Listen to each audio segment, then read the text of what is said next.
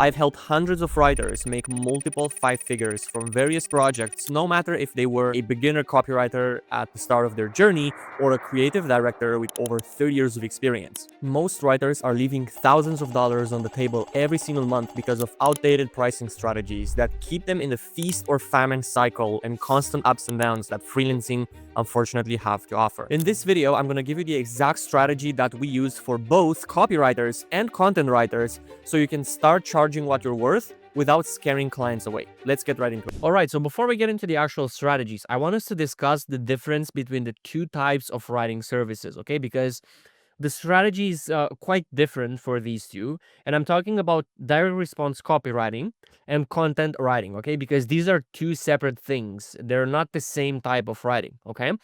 Direct response copywriting is basically anything that has a direct response, right? The name says it for itself. Basically anything that, like when you write something and when people interact with that piece of copy, it sends them directly to a sale, to a lead, to something that can be a direct response, okay?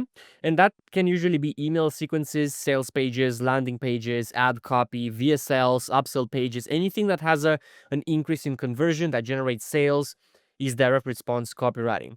Now, content writing, on the other hand, is the more passive stuff, the more long-term vision, right? With blog posts, social media, articles, case studies, white papers. These aren't necessarily things that people pay for because they want to make more money.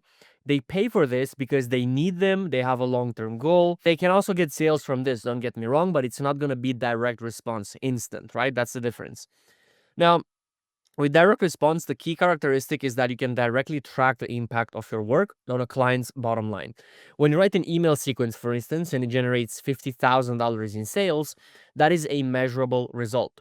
And this matters because direct response writing can be priced significantly higher because it's directly tied to revenue generation and it directly impacts the sales and the money the company you're writing for is making. Content writing, on the other side, it's there to build authority, engagement, SEO benefits, and complement on the direct response stuff, right? Because when people are going to see a direct response ad, they're probably going to Google the name, look it up online, and that type of stuff, right? So that's where content writing comes into play.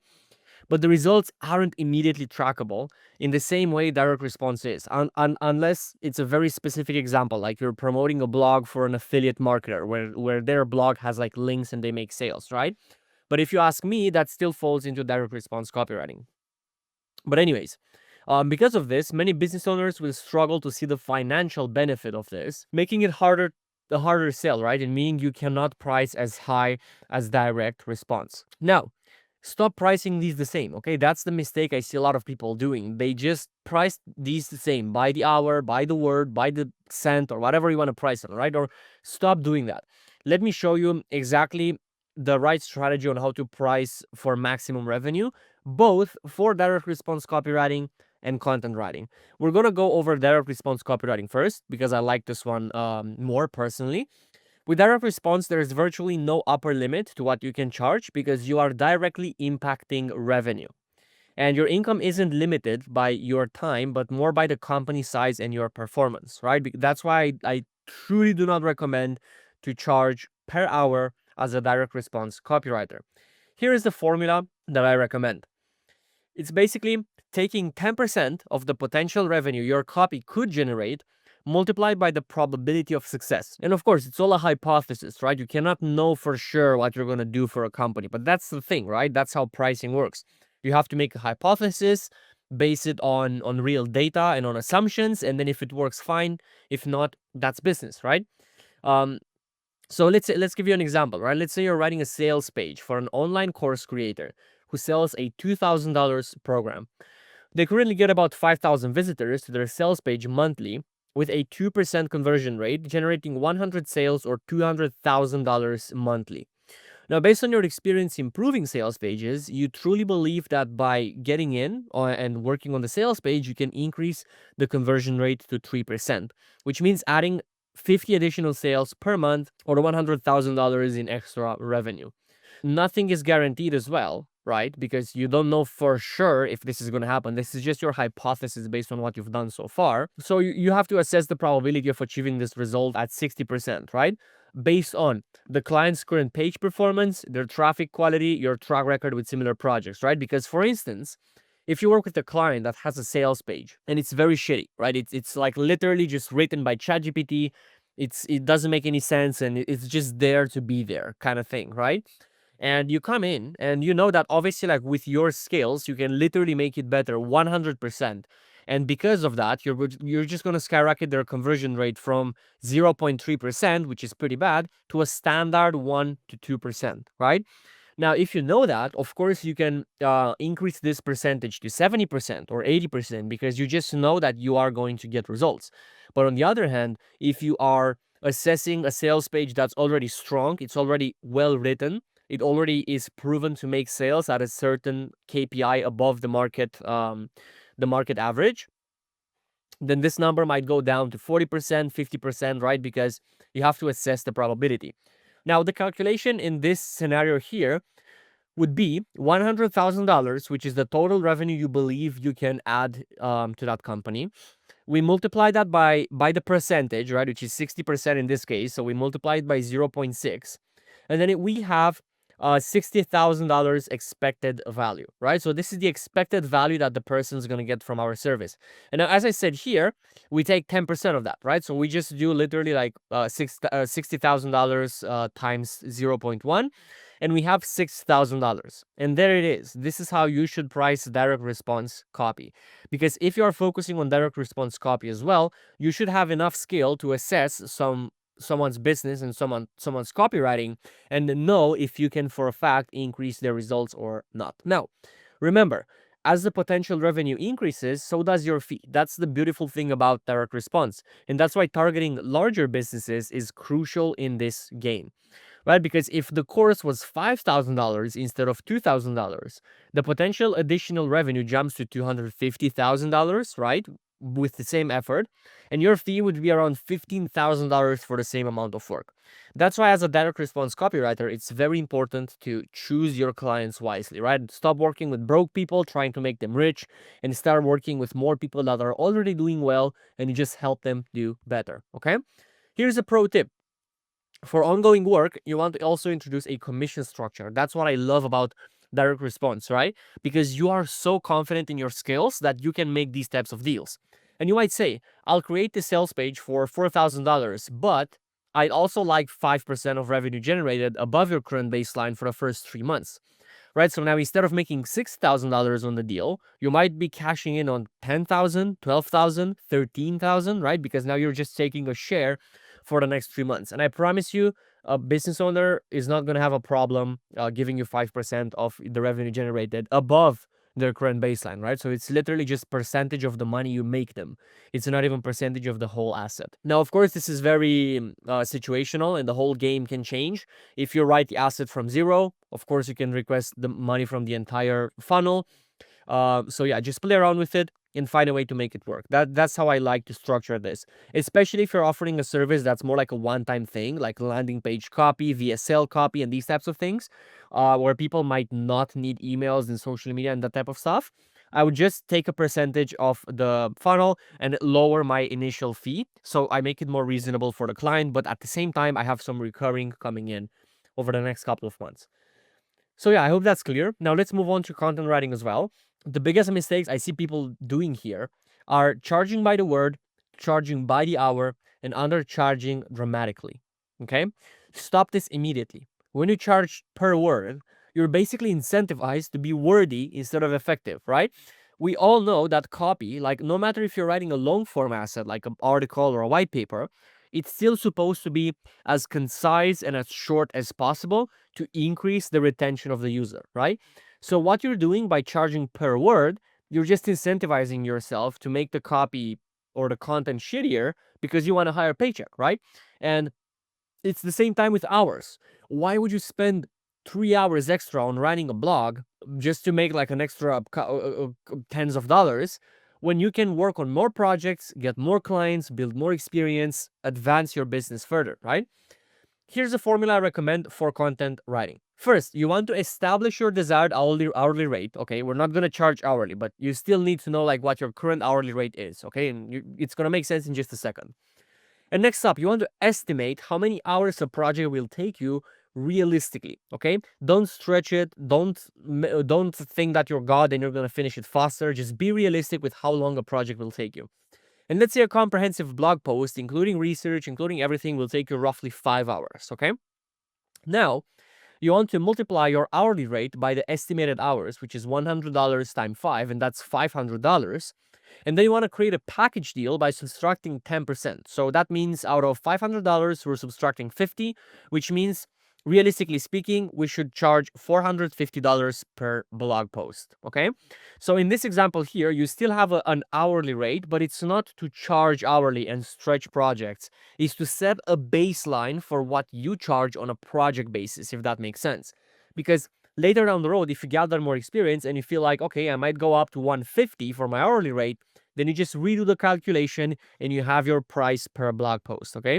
And of course, you can always play with it. It doesn't have to be super strict. If someone wants 10 blog posts, maybe you can add in like a 20% discount, just for the bulk deal and so on. Just learn sales, learn how to play with the price, and it's gonna be okay. So that's the formula, right? Time it takes to deliver times hourly rate minus 10% equals final price. Okay. Let's say in this example, so I can give you a tangible example as well. A client needs 4 blog posts per month, some social media content, and a monthly newsletter. Rather than quoting each piece separately, just calculate the total hours. Let's say it takes you 25 hours, okay? Multiply by your rate, which is $100. Subtract your package discount, okay, 100, like 10%, and quote 2.2K as a monthly retainer. And this is going to be fair for both you and the client, right? And by the way, if you are a writer and you already have a case study of a successful client, like you literally helped someone do something, you shouldn't charge less than 100 an hour. Okay, that should be the base rate. I know people are charging 50, 75, 60. Please value yourself more and charge more. Okay, because if you go to a certain level and you push the limits, right? Let's say you charge $50 an hour and you want to push it to 200, okay? There's always room to go back. If the client disagrees and you feel like it's not a fair rate anymore, you can just lower the rate to what you think is fair. But if you stay stuck at $50 an hour thinking that you cannot charge 200, there is no way for you to go up from there, because you will never know any feedback from the client and from what's actually feasible. What if you send an invoice and the client fucking pays the $5,000 a month invoice for what you were previously charging $2,000 for, right? I mean, they would still get what they want. You would charge more and everybody would be happier, right? So that's my thing with content writing. Always push your limits, because there's always a place to come back to. Even if you screw up a couple of deals, who cares? There's a million businesses on this planet, right? It's not like you're going to run out of clients. So that's what I need you to do. At the same time, I also need you to be cautious that with content writing, you will be somewhat capped by market rates. Now, if going rate for your blog post in your niche is $300 to $400, it's hard to charge $1,000 unless you're a recognized authority, right? So I recommend that you push the price, right? You push the limits with the price, but you also understand what the average industry market rate is, okay? And you try to kind of massage your pricing according to that as well. That's what I'm trying to say. Now, how do you choose the right clients for your pricing strategy? The hard truth is that not all clients can afford premium rates, and that's okay. We do not need to work with everyone. And your job, as I said, is to help winners win more, not to turn struggling businesses into successful ones. So I need you to focus exclusively on businesses that are already generating significant revenue. They have established systems and processes, and they understand the value of good copy. And they have a track record of success, okay? If your potential client ticks these 4 boxes, you will have a great client, okay? But if they miss even one of these boxes right here, they will cause you trouble, right? They'll either have cash flow issues, you will have to struggle to speak with them and get access to what you need. They will not understand your strategy and will try to switch things up, and they will probably have a lot of refunds and a bad business overall, right? So that's explain why you shouldn't work with someone that doesn't have all 4 of these. On the other side, what these clients will have is a large audience to market to, better conversion infrastructure, higher price points, and more ability to act on your recommendations. Okay? The beautiful thing about working with successful clients is that the same email or blog that takes you 2 hours to write for a small business can be worth 10 times more to a larger business, simply because they have more leverage to apply to your work, right? Because ultimately, you can control the writing you do, but you cannot control the result it generates, because there are a lot of different variables from the business owners and that are into play here, right? So remember, small businesses that are struggling will question every dollar they spend. They have to be cautious with budgets. They cannot go spend more than they have, and so on, right? Successful businesses, they just get it done. They invest in growth without hesitation. And it's literally just a matter of you switching your targeting to reach out to these successful businesses. That's literally it. Now, these pricing strategies have helped our clients command premium rates, but remember, pricing is just one piece of the puzzle. You still need to find the high quality clients and the premium companies to present these rates to. Over the last 6 years, after working with hundreds and hundreds of freelance writers, I have built a system that continues to generate consistent results again and again. And the best part is that it's completely hands off for writers, so you don't really need to do any prospecting at all. And you can just focus on what you do best, which is deliver the work to your clients. Here are just some of our results. We helped Nadia generate $50,000 in just 4 months with the system. April generated $60,000. Megan went from 0 to 3 clients and making a couple $1,000s a month in just 90 days. David closed one single project for $25,000 and he's on track to hit $170,000 this year, right? So if you want to see how we did it for these guys and girls, how we structured a system that can get them these premium clients that will pay their rates, then click the first link in the description to learn more, or simply go to freelanceclients.com and you will see a quick video about what we do. Also, if you want to learn our system to find premium copywriting clients directly through LinkedIn, then I've also put together a free training for you that you can click on the screen right now to access. Okay? So with that being said, appreciate you for watching. Subscribe if you want to see more of this content, and I'll see you in the next one.